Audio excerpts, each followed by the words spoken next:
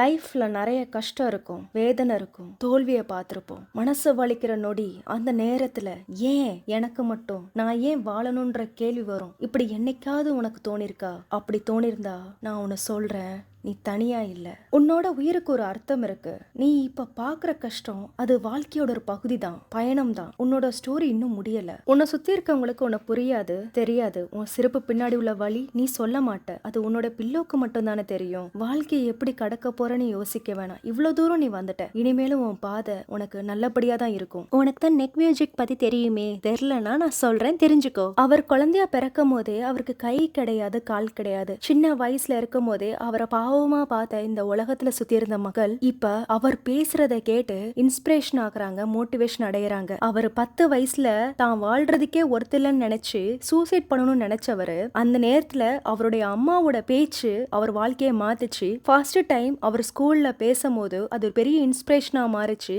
அதுவே பெரிய அளவுல ஒரு மோட்டிவேஷன் ஸ்பீக்கராவே அவரை மாத்திட்டு அவரு 78 நாட்டுல போய் பேசியிருக்காரு, 4000 ஸ்பீச் கொடுத்திருக்காரு, 13 புக்ஸ் எழுதியிருக்காரு. அவருக்கு கை கிடையாது, கால் கிடையாதான். ஆனாலும் அவர் ஸ்விம் பண்ணுவாரு, சர்ஃப் பண்ணுவாரு, எழுதுவாரு. அவர் வாழ்க்கையில முடியாததெல்லாம் முடியும்ன்றத மாத்தினாரு. நத்திங் இஸ் இம்பாசிபிள்ன்றதுக்கு ஒரு எடுத்துக்காட்டா அவர் இருந்தாரு. நீயே கொஞ்சம் யோசிச்சு பாரு. அன்னைக்கு அவரு தான் வாழ்ற வாழ்க்கை ஒருத்திலன்னு சொல்லி அவரோட வாழ்க்கையை முடிச்சிருந்தாருன்னா இப்போ இந்த பல கோடி மக்களுக்கு அவர் கொடுத்த இன்ஸ்பிரேஷன், மோட்டிவேஷன் எதுவுமே கிடைக்காம போயிருக்கும். கஷ்டம் பார்த்தா அதுக்கப்புறம் உள்ள நன்மையை பார்க்க முடியாது. நீ தைரியமா உன் பாதையை நோக்கி போ, எல்லாம் மாறும்.